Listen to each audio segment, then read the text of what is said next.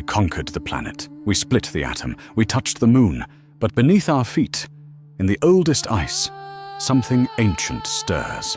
Not dead, not alive, just waiting. From the silence of Siberia, from the belly of glaciers and frozen tombs, they emerge, not legends, not bones, but faces. Humans, animals, monsters, frozen in time, yet closer than we ever imagined. Long before empires rose, before gods had names, before we carved memory into stone, there was a moment when we first looked up at the stars and asked, who are we? Before we step into the ancient past of today's story, please like this video, subscribe to the channel, and share it if you believe this history matters. Tell us where you're watching from. We'd love to be in conversation with those who believe in truth, memory, and the story of us. But only if you truly love what we do here. Now, let the journey begin. Before kings ruled, before gods were worshipped, before the first city was born, there were others, and some of them are still here. This is not a tale of extinction. It is a resurrection, of voices entombed in ice, of bloodlines that run through our veins, of stories older than civilization. Welcome to Immortal Origins and the forgotten world of the frozen. They never saw it coming. The wind turned sharp, the sun dimmed, and slowly the world began to vanish beneath white silence. It wasn't just cold. It was the kind of cold that buries memories, that seals stories in crystal, that turns time into a tomb. Across the vast steppes of Eurasia, clans once hunted mammoths, raised children, and made tools from bone and fire. They built no monuments, but they lived fully, fiercely. And then the sky shifted. Glacier crept across the earth like sleeping giants. Rivers turned to walls of ice, and forests cracked and groaned under the weight of extinction. But something strange happened. The cold didn't just kill, it preserved. Beneath layers of permafrost, their footprints froze mid-step. Their skin, hair, and even stomachs endured, locked in time for tens of thousands of years. One child still clutches a strand of beads. A man still wears fur stitched by someone who loved him. A mother, her arms wrapped around an infant, still whispers through frostbitten silence. They are not skeletons. They are people. Frozen not in death, but in the act of living. We call them extinct, but science calls them preserved. And DNA calls them family. Because some of them were not just our ancestors. They were our cousins, our rivals, our missing pages. And now they return.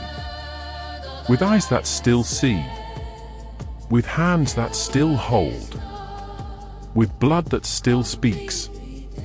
The ice took them, but it never kept them. Their story begins again. Now, before pyramids pierced the sky, before the first brick was laid, there was a world ruled by giants. The Mammoth Steppe, a frozen kingdom stretching from France to Canada. Endless grass, endless ice, and beasts taller than trees. Woolly mammoths roamed in herds, shaking the earth with each step. Their tusks curled like ancient horns. Their eyes, calm, wise, watching. To the early humans, they were more than prey.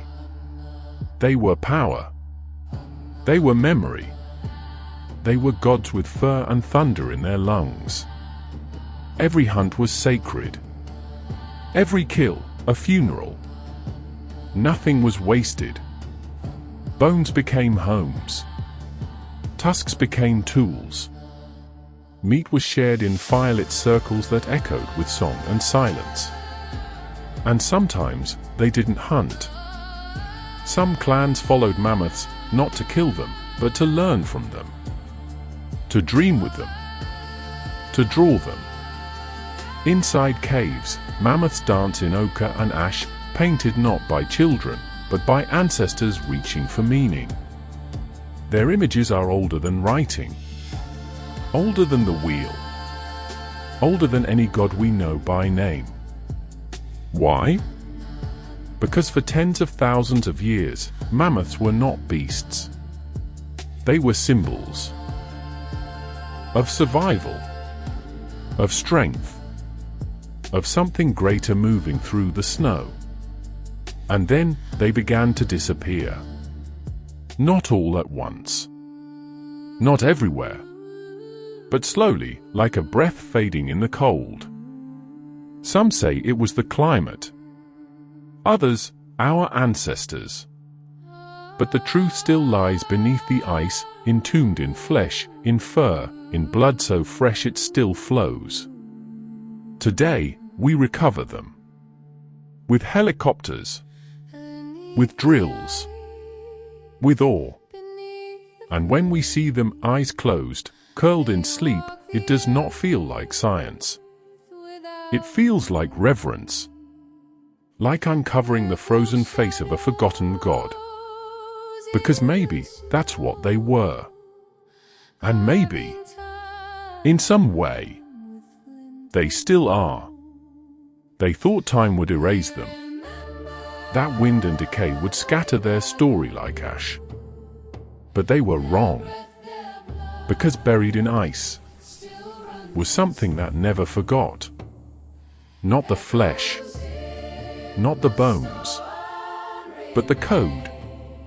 DNA, tiny threads of memory, spun in double helix. Ancient instructions.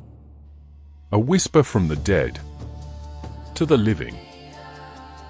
From the high caves of Denisova to the bones in a Siberian grave, we found them. Neanderthals. Denisovans. The ghost lineages, unknown, unnamed, but not gone. They were once our neighbors. Sometimes our enemies. Sometimes foul lovers. Because in our blood today lives a mosaic. Genes for stronger immunity. Genes for processing cold. Genes for surviving altitude. Gifts from those long thought extinct. A Neanderthal girl, frozen for 70,000 years, still speaks through our pain sensitivity. A Denisovan child, known only from a sliver of bone, still breathes in the lungs of Tibetan shepherds. And another, still unnamed, haunts our genomes with traces no fossil can explain. They left no cities, no scrolls, no kings. But they left us. And now, with every genome sequenced, we unearth not just bodies, but bridges. Bridges to who we were, to who we could have become, to who we still are. We once called them primitive. Now we call them kin. Because when we decode the dead, we are not just learning history. We are listening to family. Even in the coldest night, something burned. Not just for warmth, not just for food, but for meaning. In the heart of the Ice Age, surrounded by wolves and silence, early humans lit fires not only to survive, but to remember.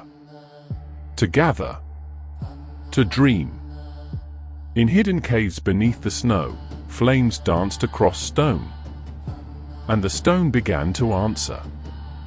On the walls, they painted. Not for us.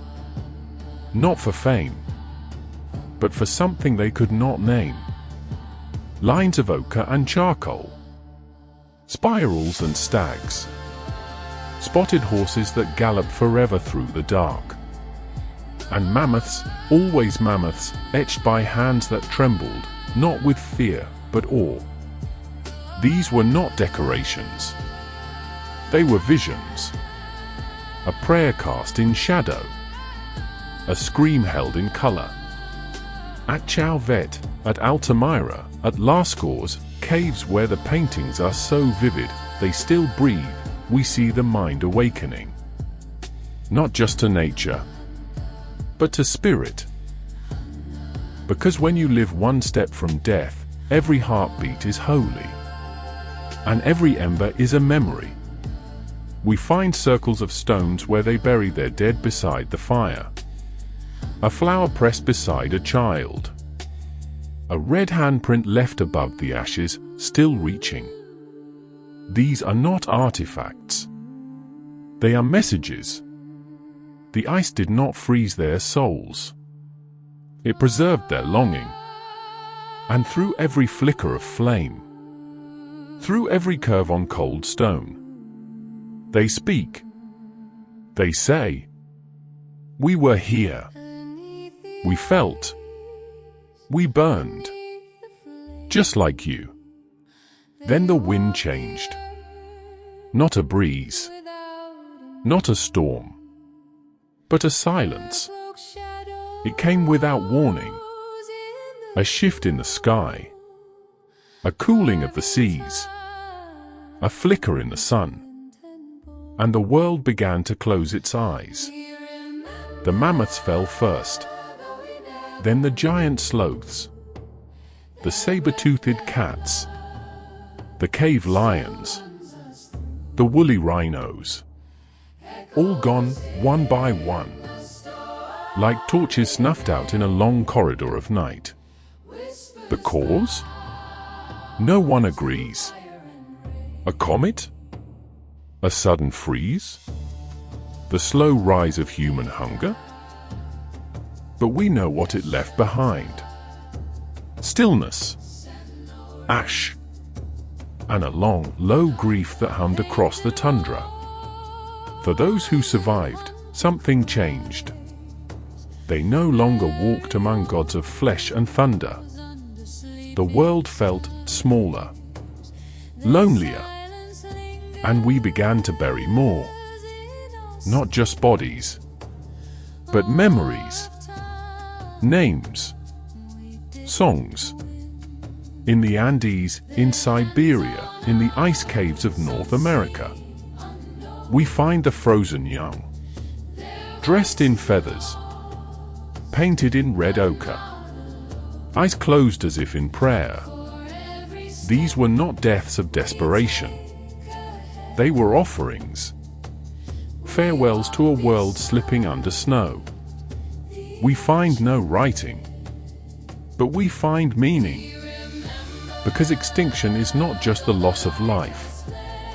It is the loss of witness, of stories never told, of voices no longer heard. The winds took them. The cold sealed them. But their silence speaks. And in that silence, we begin to understand what it means to be alone. For the first time. For centuries, they were rumors. Stories whispered by travelers. Of bodies trapped in ice. Of eyes that never closed. Then, we found them. A child, curled beneath the snow in Montana, 13,000 years asleep. A man in the Alps, pierced by an arrow, his tools still strapped to his waist. A girl on an Andean peak, adorned in coca leaves and gold. And dozens more, blinking into the light after millennia of darkness. The ice was not cruel. It was careful. It wrapped them like archives. Held their skin. Cradled their hair. Preserved their last meal. Their last breath. Their last thought. The Iceman, Otzi, his tattoos mapped along pain lines. The Inca ice maidens, ritual sacrifices placed closer to the sky than any empire. A Siberian boy, his face so perfect, he could be mistaken for your own. These are not skeletons in glass cases. They are time travelers, messengers, ghosts with names no one remembers. But stories the earth could not bury. Their bodies carry pollen, parasites, emotions. One frozen child still clutches a red string in her hand. Was it a toy? A symbol? A goodbye? We do not know. But the gesture feels familiar. And as the ice melts, faster now than ever before, more rise. Not as warnings, not as omens, but as questions. What did they fear? What did they hope for? And what did they want us to remember? Because maybe they weren't buried to be hidden. Maybe they were buried to be found. Long before telescopes, before math had a name, they looked up, into the dark, into the swirling cold, into something they could not touch, but always felt. The stars moved, the auroras danced, and in the silence of the Ice Age sky, they saw more than light. They saw stories. Not stories written in words, but carved into mammoth ivory, etched onto stone, drawn in firelit caves where echoes felt like voices. We've found bones aligned with solstices, paintings that mimic lunar phases, burials pointed toward polaries. Were they astronomers?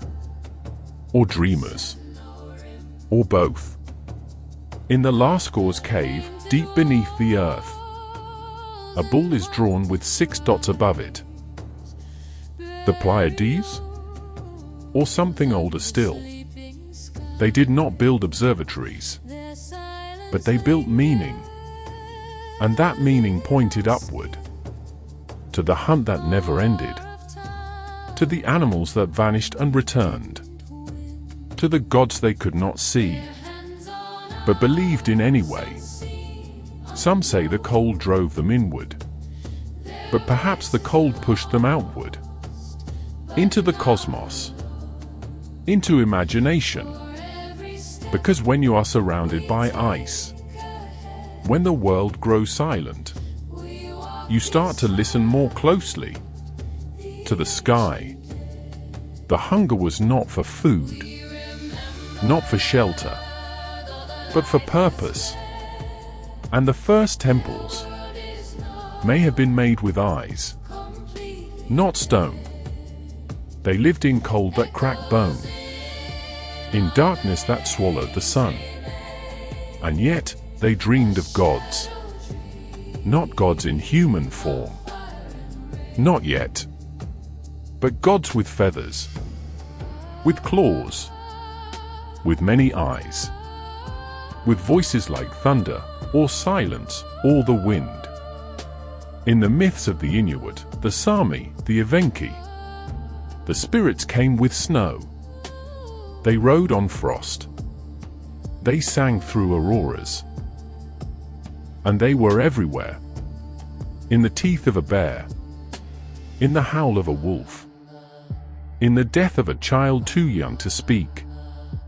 We called them superstition, but they were memory, encoded in myth. A truth deeper than fact. Stories of sky beasts that stole souls, of mountains that breathed, of ice that punished the greedy and rewarded the wise. And when the glacier moved, the stories moved with them.